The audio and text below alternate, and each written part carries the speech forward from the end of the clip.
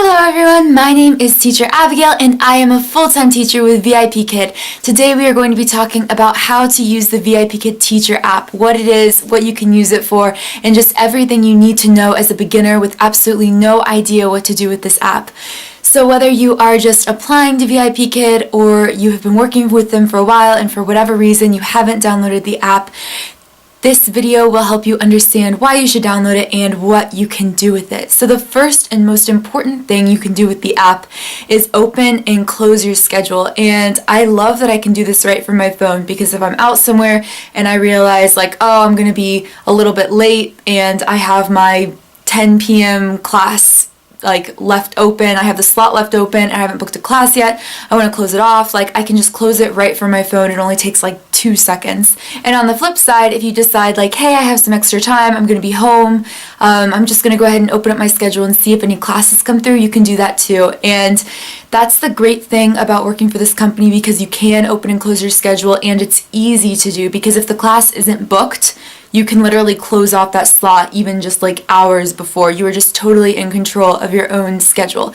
The second thing you can do with this app is check feedback from parents and also write feedback on the classes that you taught. So I try not to obsessively check parent feedback, but I do find myself just randomly, even on my days off, going into the app and seeing if anyone left feedback, especially since China is a 12-hour difference from here. Well, I guess 13 now with the time change. But because of the time difference, parents leave feedback at times that are kind of weird here, really late at night or what seems really early in the morning here. So sometimes I'll find myself on a day off watching TV late at night or something and just checking the feedback. Probably not the best thing, but you can do that right from there, and it's so nice because it even will translate for you automatically what the feedback says. So if they write something in Chinese, it'll automatically translate it for you to English, so that is really nice too. And in terms of writing feedback for your classes, I have actually never written my class feedback on my phone, but that's probably just because I am so wordy. I know that a lot of teachers only write a couple sentences because they don't want it to translate weird by saying too much, but I kind of figure from my perspective, because it's really easy for me to type a lot because I'm used to typing and writing on the computer a lot, so it doesn't really take me much time. But also I feel if I'm writing lengthy feedback, even if it all doesn't translate perfectly into Chinese, I know that I am giving the parent the impression that I really care about their kids' education and I'm really, putting forth all this effort in my classes. And I don't know, it's just, if I was the parent, I would want the teacher to leave me more feedback as opposed to less.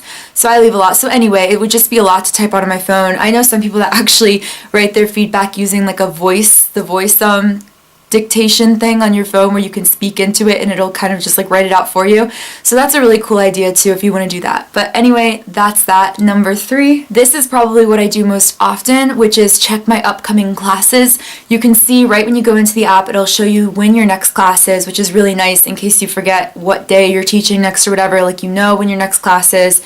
It'll also show you if a class gets canceled in advance or it's a student no-show or whatever. That'll show in the app. And you can also just go through day by day and see all of your classes listed for that day.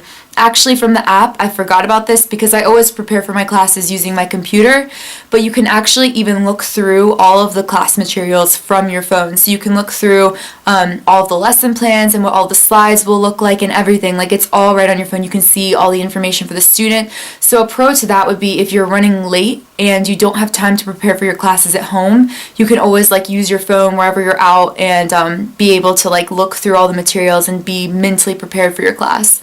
Number 4, this is kind of related but a little bit differently. You can see kind of a more full week calendar view of how many classes you have for each day. So I can look through all the slots I opened up for a day and I can see which ones are booked and which ones are still open, which is just really nice because I can look next week or the week after and just see how many classes I have for each given day.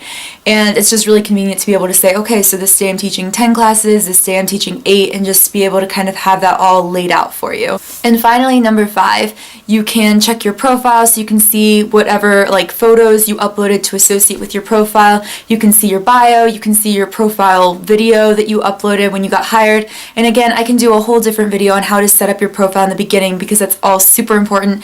But needless to say, just what we're talking about today, from the app, you can see your entire profile all laid out. You can see your overall rating, which is the score that you have overall based on how high parents rate you for your classes.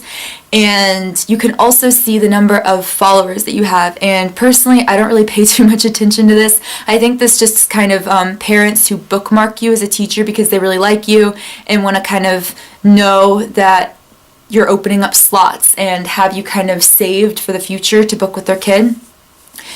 So yeah, those are the top 5 things you can do from the app. I did throw in another bonus thing I thought of last minute, which isn't really that important, but you'll also have news pop up from time to time. So I'll be totally honest, I don't really spend a lot of time reading through all of the VIPKid updates and news, even though I know I should be reading them. But I know when I go into the app, at the top of the screen, sometimes they'll have like little news articles flash through that look like kind of advertisements. So if there's anything like major going on, I'll normally either get an email about it or I'll see it there. So you never have to really worry about not being updated about something important that's happening in the company. So those are all the top things you can do from the VIPKid Teacher App. I really hope that was helpful, at least to give you a beginner's guide of the app. And if you are new to the company and maybe you haven't even applied yet and you're just researching, you can apply in just 30 seconds by clicking the link in the description box. And if you do use my link, I can be your personal mentor, coach, and hotline for all your questions about the interview process and along the way. And if you're already hired and you have questions, or you're already interviewing and you just have something that you want to talk about, feel free to email me. My email is also in the description box. You can also DM me on Instagram, or you can leave me a comment. Just contact me whatever way works best for you, and I will help you get hired and get teaching as soon as possible. So thank you so much for watching this video. I really hope you liked it, and I will see you all again in the next video. Bye guys!